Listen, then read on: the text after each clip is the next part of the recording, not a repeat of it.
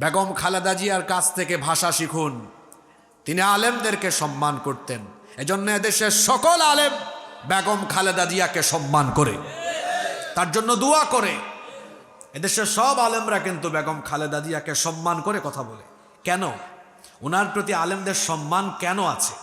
কারণ তিনি কখনো আলেমদেরকে অসম্মান করেননি, আলেমদের শানে কখনো অমর্যাদাকর শব্দ চয়ন করেননি। করেছেন? জোরে বলেন, করেছেন? এজন্য শেষ বয়সে এসেও তিনি আলেমদের কাছ থেকে দোয়া পাচ্ছেন। যে বাংলাদেশের সাবেক 3 বারের প্রধানমন্ত্রী, বিএনপি চেয়ারপারসন, যাকে আপোষহীন নেত্রী বলা হয়, তিনি আসলেই আপোষহীন। কারণ তিনি কখনো জুলুমতন্ত্রের সাথে, স্বৈরতন্ত্রের সাথে আপোষ করেন নাই। বেগম খালেদা জিয়া তিনি খুবই অসুস্থ। আমরা তার জন্য আল্লাহর দরবারে দোয়া করছি, আল্লাহ যেন তাকে শিফায়ে আজিলা কামিলা নসিব করে দেন। আমার এই ক্ষুদ্র বয়সে আমি যতটুকু ওনাকে দেখেছি বা ওনার কথাবার্তা শুনেছি, অত্যন্ত ভদ্র একজন মহিলা, যিনি উলামাদেরকে সম্মান করেন, ইসলামকে ভালোবাসেন। তার মুখে আমরা কখনো ইসলামের বিরুদ্ধে, আলেমদের বিরুদ্ধে কথা বলতে শুনে নাই। আপনারা শুনছেন নাকি? আমার দেশে যে গত 17 বছর এক রাবেয়া বছরই ছিল, এই রাবেয়া বছরই তো সুযোগ পেলেই আলেমদের বিরুদ্ধে কথা বলতো, বলে নাই? মরহুম আল্লামা আহমদ শফি রাহিমাহুল্লাহ পার্লামেন্টে তাকে তেতুল হুজুর বলেছে। শহীদ আল্লামা দেলোয়ার হোসেন সাইদিকে বারবার বিভিন্ন বক্তব্যে ধর্ষণকারী, মানবতা বিরোধী, অপরাধী বলেছে। নাউজুবিল্লাহি মিন যালিক। শয়তানও মাঝে মাঝে হাসে, আল্লাহ আমারে কেন শয়তান বানাইলা, আমার তো তার কাছে মুরিদ হওয়া দরকার। এই জঘন্য মহিলা বেগম খালেদা জিয়াকে লম্বা একটা সময় জেলখানায় রেখেছে। তার শারীরিক অবস্থার অবনতি হওয়ার পেছনে এই দাজ্জাল মহিলার জুলুম নির্যাতন অনেকাংশেই দায়ী। এই মহিলা বলতো তিনি নাকি এতিম মিসকিনের টাকা চুরি করেছেন।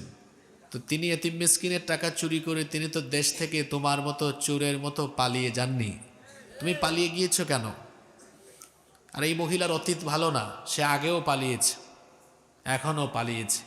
আপনারা বলেন তো, কেউ যদি মানুষের জন্য ভালো কাজ করে সে কি কখনো পালাতে পারে? বাড়িওয়ালা পালায় না চোর পালায়? বাড়িওয়ালা পালায় না ডাকাত পালায়? চোর ডাকাতেরা পালায়, ভালো মানুষরা কখনো পালায় না। তো বেগম খালেদা জিয়ার কথা বলছিলাম, তিনি যদি এদের সাথে আপোষ করতেন, জেলে যাওয়া, বালুর ট্রাকের কথা মনে আছে আপনাদের না ভুলে গেছেন আপনারা? তিনি বের হয়েছিলেন কিন্তু ঘর থেকে বের হয়ে, আমি জানি না আপনাদের মনে আছে কিনা, তিনি বেশ কয়েকটা কথা বলেছিলেন, এখনো আমার কানে ওনার কথাগুলো বাজে। তিনি বলেছিলেন যে এরা এতিমকে, আলেমদেরকে অসম্মান করে জেলখানায় ঢুকিয়ে রাখে। বক্তব্য মনে আছে? যারা বিএনপি করেন শোনেন, আপনাদের নেত্রীর কাছ থেকে শব্দ চয়ন শিখেন। তিনি আলেমদেরকে বড় সম্মান করে কথা বলতেন। এখন আমরা বাংলাদেশে কিছু লোক দেখি, এরা ভারতের ট্যাবলেট গিলেছে, ভারতের ট্যাবলেট গিলে ওই ভাষায় কথা বলে, ভারতীয় চামচার মতো কথা বলে। বাংলাদেশে টিকে থাকা যাবে না। বেগম খালেদা জিয়ার কাছ থেকে ভাষা শিখুন। তিনি আলেমদেরকে সম্মান করতেন, এজন্য এদেশের সকল আলেম বেগম খালেদা জিয়াকে সম্মান করে, তার জন্য দোয়া করে। এদেশের সব আলেমরা কিন্তু বেগম খালেদা জিয়াকে সম্মান করে কথা বলে। কেন? ওনার প্রতি আলেমদের সম্মান কেন আছে? কারণ তিনি কখনো আলেমদেরকে অসম্মান করেননি, আলেমদের শানে কখনো অমর্যাদাকর শব্দ চয়ন করেননি। করেছেন? জোরে বলেন, করেছেন? এজন্য শেষ বয়সে এসেও তিনি আলেমদের কাছ থেকে দোয়া পাচ্ছেন, সম্মান পাচ্ছেন। এটা অব্যাহত থাকবে, কারণ তার অতীত ভালো, তার কর্মযোগ্য ভালো। আপনি ভালো কাজ করলে মানুষ আপনার জন্য দোয়া করবে, ঠিক না বেঠিক? আমরা ওনার জন্য দোয়া করছি, আল্লাহ তাআলা ওনাকে নেক হায়াত দান করেন। ওনার ছেলে বিএনপির ভারপ্রাপ্ত চেয়ারম্যান জনাব তারেক রহমান, আমরা তাকে বলবো যে আপনিও দেশে আসুন, আপনার মায়ের পাশে আসুন। কারণ বিপদের সময় বা আপনজনের অসুস্থতার সময় যখন আপনজন পাশে থাকে তখন কিন্তু রোগ অর্ধেক ভালো হয়ে যায়। তবে তিনি গতকাল তার ফেসবুক পোস্টের মাধ্যমে একটা আশঙ্কার কথা ব্যক্ত করেছেন। আমি তার প্রতি যথেষ্ট সম্মান রেখেই বলতে চাই, আপনি মানুষের উপরে আস্থা রাখেন, কারণ বাংলাদেশের চিত্র তো বদলে গিয়েছে।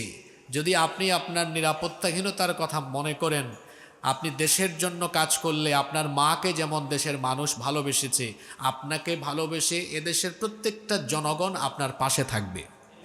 আপনি কিসের ভয় করেন? জনগণের জন্য কাজ করলে জনগণই আপনার সিকিউরিটি দিবে, আপনার কোনো ভয়ের কারণ নাই। এজন্য আমরা বলবো, আপনি মায়ের ছেলে, মায়ের কাছে আসেন। আপনি আপনার মায়ের মতো কাজ করলে এদেশের আলেমদেরকে পাশে পাবেন, জনগণও আপনার পাশে থাকবে। যাই হোক, আমরা সেদিকে যাচ্ছি না। আর আপনাদের কষ্ট হচ্ছে? চলেন আমরা আল্লাহর কালাম থেকে কিছু কথা শুনব ইনশাআল্লাহ। আমরা যেন আল্লাহর কালাম থেকে হেদায়েতি কথা বলতে পারি এবং শুনতে পারি। আল্লাহ তাআলা আমাদের সবাইকে সেই তৌফিক দান করেন। আমরা সবাই বলি আমিন। আমরা আল্লাহর কালাম থেকে কথা বলবো। এই কোরআন যিনি নাজিল করেছেন, গলার আওয়াজ বড় করে সবাই বলেন তো তিনি কে? আল্লাহ তাআলা এই কিতাব আজ থেকে ১৫০০ বছর আগে নাজিল করেছেন। আমাদের একটা অসম্ভব রকমের ভুল ধারণা হলো, আমরা মনে করি কোরআন হলো ধর্মীয় কিতাব। এটা সম্পূর্ণ রকমের একটা ভুল ধারণা। কোরআন ধর্মীয় কোনো কিতাব নয়। তাহলে কোরআন কি? কোরআন হচ্ছে জীবন পরিচালনার চূড়ান্ত দিক নির্দেশনা। আরও সংক্ষেপে যদি বলেন, তাহলে আপনার জীবন পরিচালনার গাইডবুক, গাইডলাইন বা কনস্টিটিউশন হলো কোরআন। এখন আপনি বলবেন, হুজুর এখন তো টেকনোলজির যুগ, এখন তো আমরা স্যাটেলাইটের যুগে প্রবেশ করেছি। আধুনিক জ্ঞান বিজ্ঞান যখন উন্নতি উৎকর্ষের যুগে প্রবেশ করেছে, সেই যুগে ১৫০০ বছর আগে নাজিল হওয়া এই কিতাব, এটা জীবন পরিচালনার গাইডবুক হয় কেমনে? এটা তো বড় অবাস্তব, আশ্চর্যজনক একটি কথা। এটা আপনার কাছে মনে হতে পারে, কিন্তু এটাই বাস্তবিক। আপনি মনে করছেন ১৫০০ বছর আগে ব্যাকডেটেড যুগে নাজিল হওয়া কিতাবে আপডেটেড যুগে এখন আমার আপনার জীবনের বিভিন্ন সেক্টর পরিচালনায় কি করে এটা গাইডবুক, গাইডলাইন বা কনস্টিটিউশন হতে পারে? আপনি যদি এমনটা ভেবে থাকেন, তাহলে আপনি ভুলের মধ্যে বসবাস করছেন। তার কারণ হলো আল্লাহর কালাম এটা ব্যাকডেটেড নয়, বরং এটা সর্বকালের, সর্বযুগের সর্বশ্রেষ্ঠ এবং মহাবিশ্বের মহাবিশ্বয় এই কিতাব হচ্ছে আল কোরআন। এটা কোনো কালেই ব্যাকডেটেড হয়নি, হবে না, বরং এটা হলো সম্পূর্ণ রকমের আপডেটেড একটি কিতাব। আল্লাহু আকবার। এই বিজ্ঞানের যুগেও আল্লাহর কালাম অচল নয়, বরং আপনার এই বিজ্ঞানের যুগের বিজ্ঞান প্রযুক্তি আল্লাহর কোরআনের তথ্যের কাছে এটা অক্ষম, দুর্বল। কারণ আপনার বিজ্ঞান যে ধারণা মানুষকে দিয়েছে কিছুকাল আগে, আল্লাহ তার কিতাবের ভেতরে এই সায়েন্টিফিক ধারণাগুলো ঢুকিয়ে দিয়েছেন আরও ১৫০০ বছর আগে। সুবহানাল্লাহ। তাহলে কোরআন আগে না বিজ্ঞান আগে? আজকে জরুরি কিছু কথাবার্তা হবে ইনশাআল্লাহ। ততক্ষণ আপনাদের মনোযোগ থাকবে তো? আমি বলছিলাম, বিজ্ঞান আপনাকে এই যুগে যা জানিয়েছে, আল্লাহ তার কিতাবে ১৫০০ বছর আগে তা জানিয়ে দিয়েছেন। সুবহানাল্লাহ। কি করে? আসুন আমরা কয়েকটি পয়েন্টের উপর কথা বলি। এই যে আপনারা বসে আছেন, এই পৃথিবী নামক গ্রহে আমরা যে বসবাস করছি, এই গ্রহ ছাড়াও সৌরজগৎ, গ্যালাক্সি কিংবা বিশাল এই মহাশূন্য বা সুবিশাল এই বিশ্বজগৎ, এটা কি করে সৃষ্টি হয়েছে? আপনি কি কখনো চিন্তা করেছেন? How the universe was created, কি করে এই মহাবিশ্ব সৃষ্টি হয়েছে? স্টিফেন হকিং এর বিগ ব্যাং থিওরির আলোকে বিজ্ঞানীরা বলছেন এই মহাবিশ্বের সব কিছু অর্থাৎ সূর্য, চন্দ্র, গ্রহ, নক্ষত্র, তারকাপুঞ্জ সব কিছু সৃষ্টির শুরুতে এই রকম জমাট বাঁধা অবস্থায় ছিল, পুঞ্জীভূত ছিল। অতঃপর মহাশূন্যে একটা ভয়ঙ্কর রকমের বিস্ফোরণ হয়েছে। এই বিস্ফোরণের ফলে সব কিছু আলাদা আলাদা হয়ে সেপারেট হয়েছে, অস্তিত্ব লাভ করেছে। এবং মহাবিস্ফোরণের ফলে সকল সৃষ্টি যে আলাদা আলাদা হয়ে অস্তিত্ব লাভ করেছে, বিজ্ঞান তার নাম দিয়েছে বিগ ব্যাং থিওরি, যেটা বর্তমান দুনিয়ার আলোচিত তথ্য। মহাবিশ্ব কি করে সৃষ্টি হলো? মহাবিশ্ব সৃষ্টির ধারণা বিজ্ঞান কিছুদিন আগে বিগ ব্যাং থিওরির মাধ্যমে পৃথিবীকে জানালো।